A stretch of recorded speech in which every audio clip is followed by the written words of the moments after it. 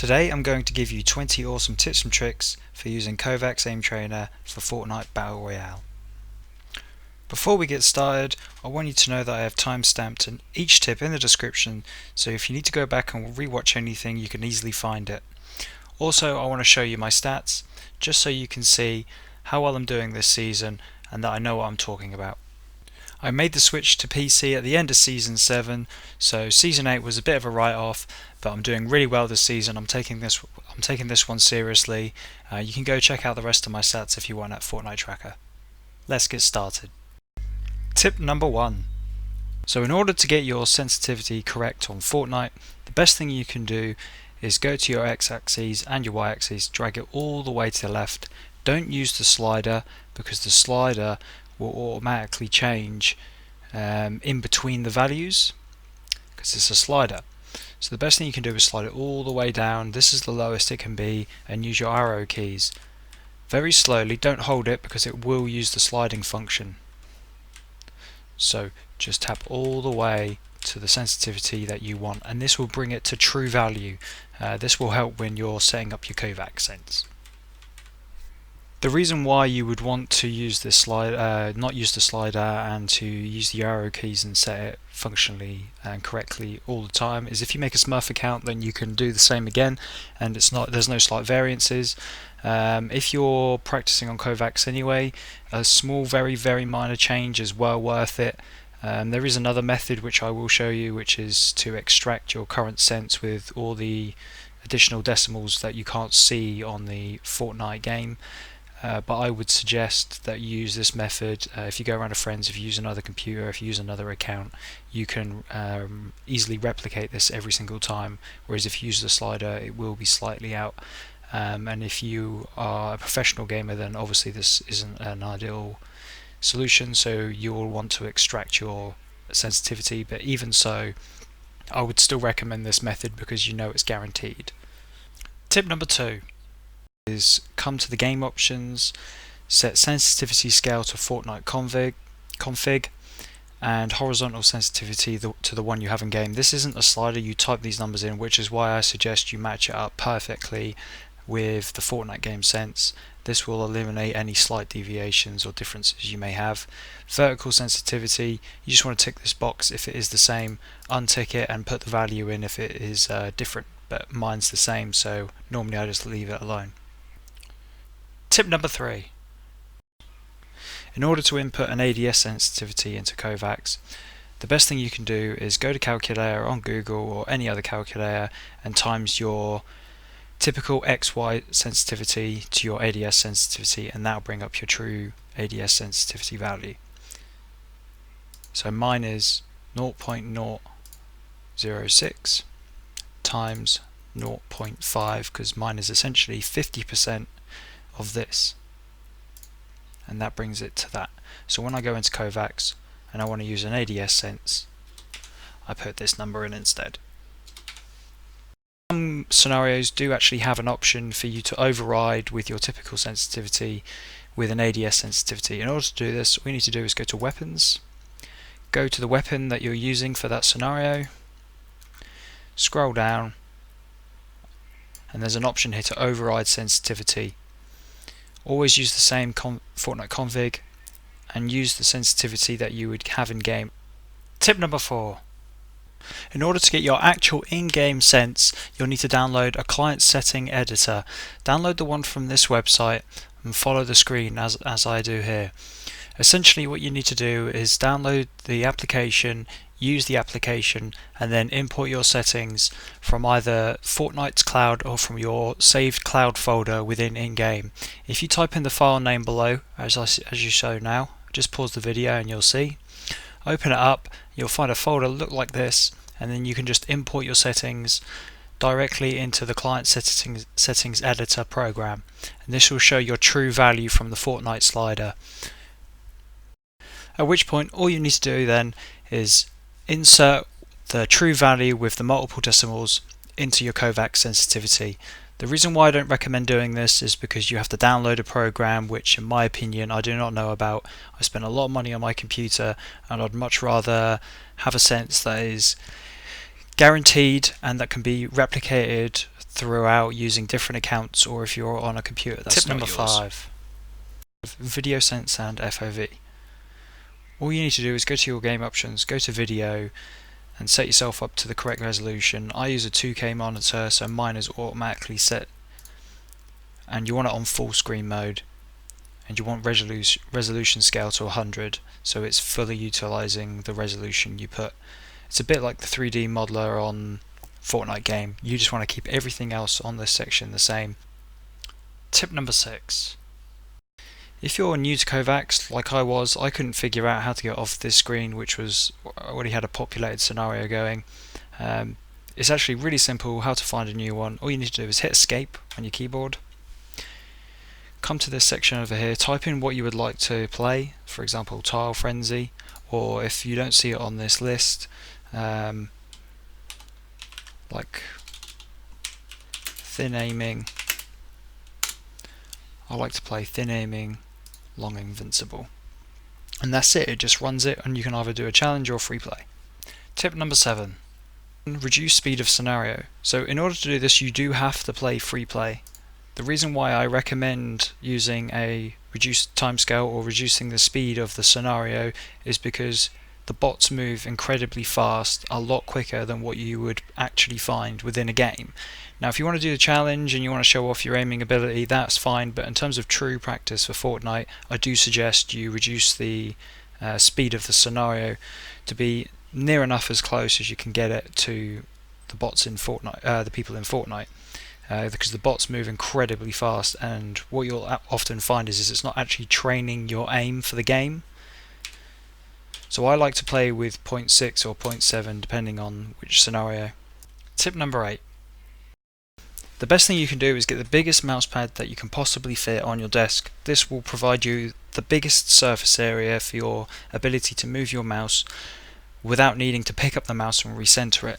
If you play on a very high sensitivity on a small mousepad, I highly recommend you do the reverse, which is what all the professionals do, and serious players, which is have a very very big mousepad, at least the biggest they can fit on their desk, and have a lower sensitivity. This provides you with more mouse control with your arm. Your ability to use your arm over your wrist means you have much more control of your mouse, and the ability to not have to pick up your mouse means that you don't get those little fractions of a second where you're jittery or static or unable to track your opponent correctly. Now I did use this mousepad before. Mine was, I think, 600 by 600. It was a big square one. Luckily I went and bought myself a really good monitor arm, which means that I could then fit a bigger mousepad on my desk.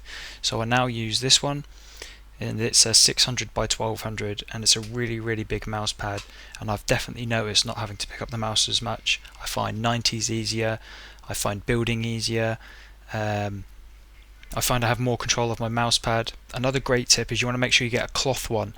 Don't get a hard one, or don't get like a fiber based one. You want to get a cloth mousepad. It's really smooth, it makes the mouse glide a lot better.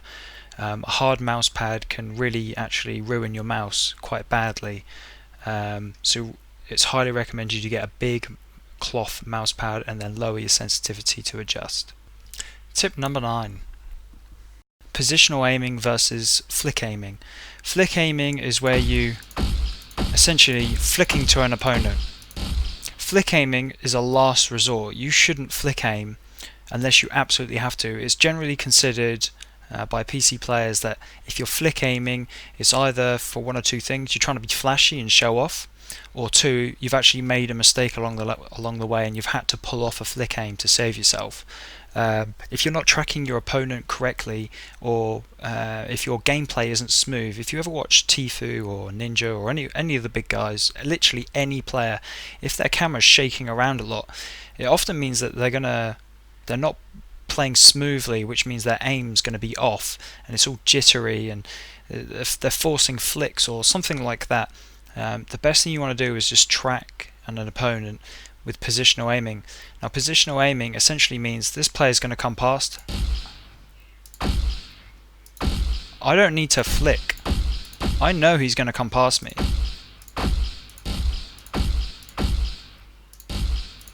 If a player is, within a box for example, and they're standing on the right hand side of this box and they're trying to break in, I don't need my mouse over here to flick. I might as well already have the mouse over their crosshairs. That's positional aiming. So what you really want to focus on with this training is positional aiming and tracking over flick shots. Flick shots are flashy and they're great. You'll see big streamers do it just for fun. You know, but at the end of the day, they're entertaining people on their stream. Then that's not necessarily good practice for people like ourselves. Tip number 10. How do you want your arm resting whilst you're tracking?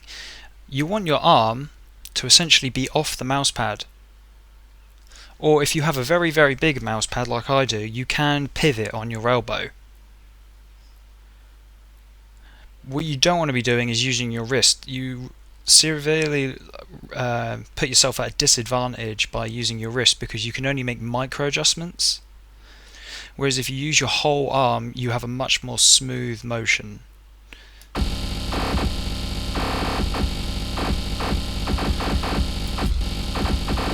And now with the wrist. You see it jittering?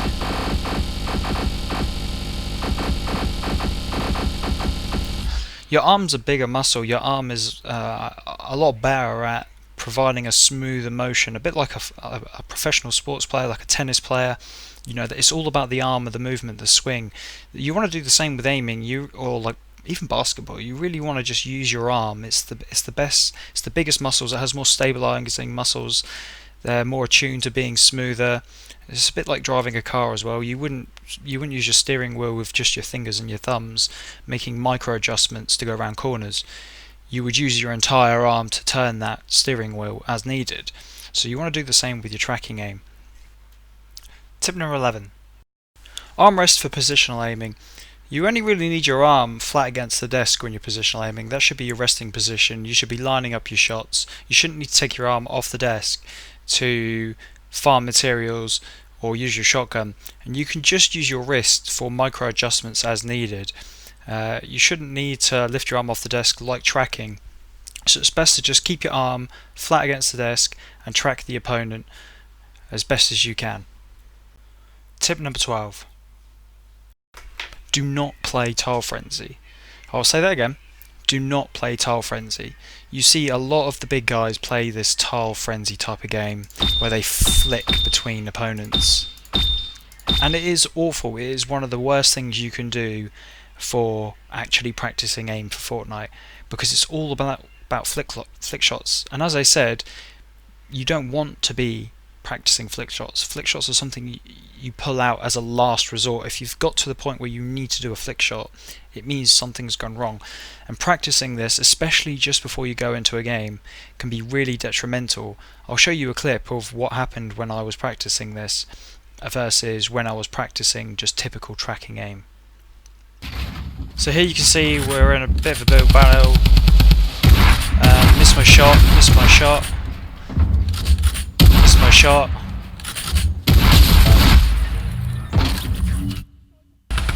So in the first clip you're going to see me with my AR aim.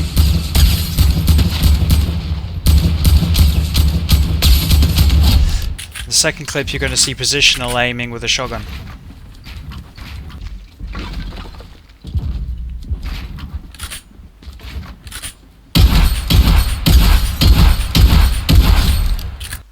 Tip 13. Shotgun aim. So the best one you can do, if you look at the bottom of the screen, it says Clofast Strafes Shotgun. This is probably the best scenario that you can do for practicing your shotgun aim.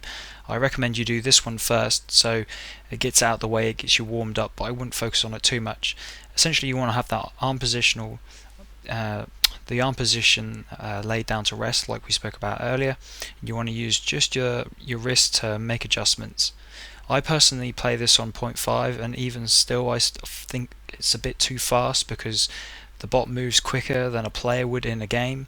But even so, it's still worth a little go because it's good for tracking and then mouse control and then lining up when you should shoot. As I say, you should be lining up a shot. You shouldn't just be flicking like a madman. You just want to practice lining up the shot.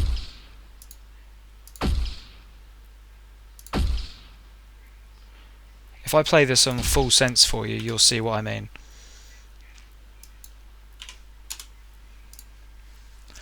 I mean, look how fast this bot moves. Like, when is a default ever going to be moving this quickly? They'll never do that. It doesn't make any sense. It's not actually practicing your in-aim shotguns because no one moves this quickly. So it's great for showing off. I mean, hey, if you want to be a Kovaak's master, then great, go ahead and practice it. But if you truly want to practice your shotgun aim for Fortnite, I wouldn't recommend playing this at full speed. Tip number 14. Close range tracking. This would be typically for your SMGs or your drum guns within Fortnite, and all you want to do is hold down the trigger, play on a slower scenario, just track the opponent and hold the trigger down. You want to be as smooth as possible. You don't want to keep correcting yourself, you want to follow it.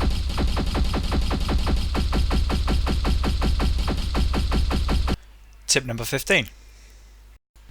Target switching. This one's great if you're playing squads or your opponents are all over the screen or you're third partying, stuff like that. All you want to do is aim for the headshot, and this one you really want to focus on getting 100% accuracy. It's all about control. This tip's all about mouse control. So it's all about getting to the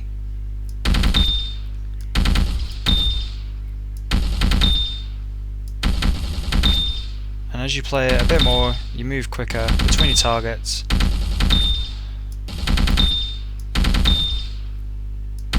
I play this one on 0.7, but honestly you could play this one on full sense. It really doesn't make much of a difference. But you just want to focus on making sure you're hitting every shot. This one's all about mouse control. This is essentially building up the muscles in your wrist. I find that I death claw on this one. You really don't want to using a death grip. You want to keep your hand. I personally use a claw grip, but if you use a palm grip that's fine as well. But what you don't want to do is have a really tight hand. You want it nice and loose, and you just want to gently be pressing the mouse 1 button for shooting. Tip number 16. Gliding targets. This scenario is called Fortnite Flyers First Person, and essentially it's all about tracking opponents that are in the game that are gliding through the air, whether that's through redeploy or a volcano eruption or the air vents or whatever you want to call them. But essentially this is all about tracking an opponent in the air. I personally try to go for the white head. I think I played this one like 0.5, 0.6, which is actually a little slower. This is actually a little slower than what it would be in game, and that's because my aim isn't good enough yet to practice this one. But I'm not going for body shots, I'm going for headshots.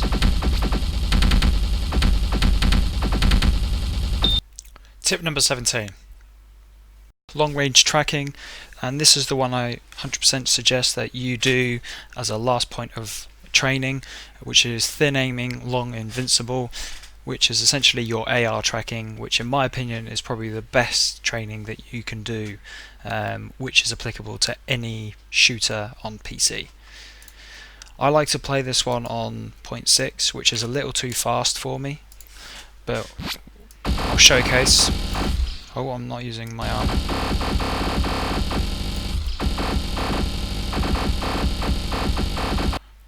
Tip number 18. Vertical long strafes.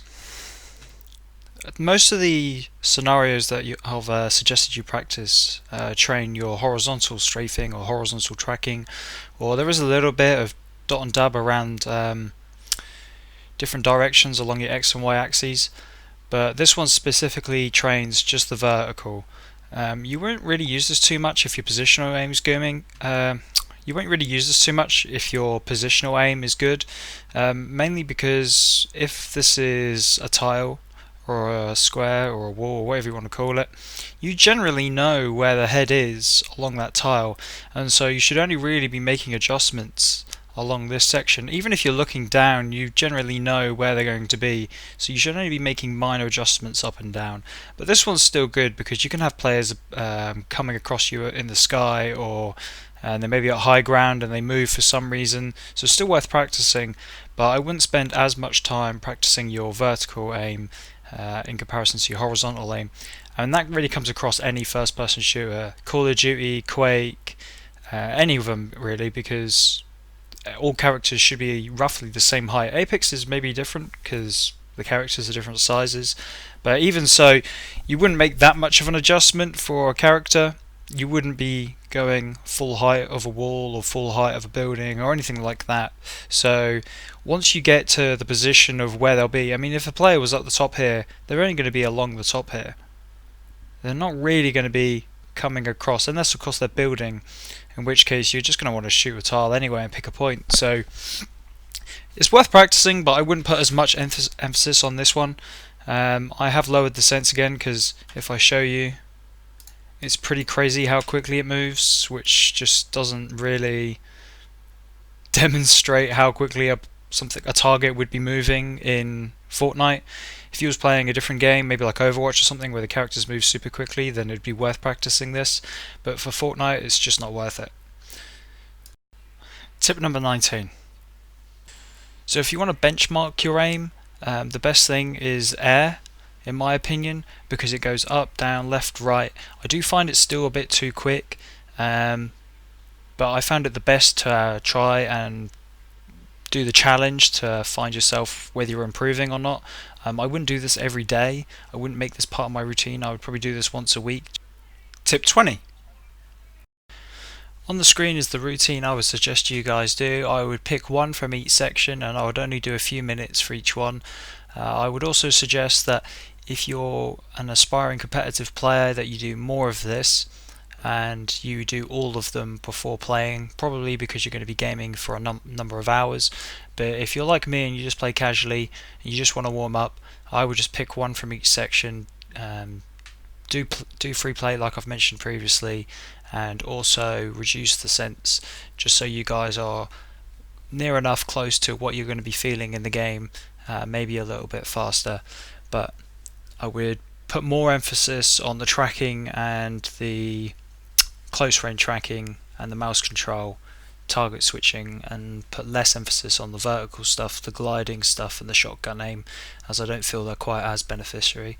Thanks for watching, guys. If you enjoyed the video, please use your subscribe button. I'd really appreciate it. And if you guys would also like me to do a competitive version, I would happily do so. Just need a few comments letting me know that's what you guys want to see, and I'll do another video. Thanks very much. Bye bye.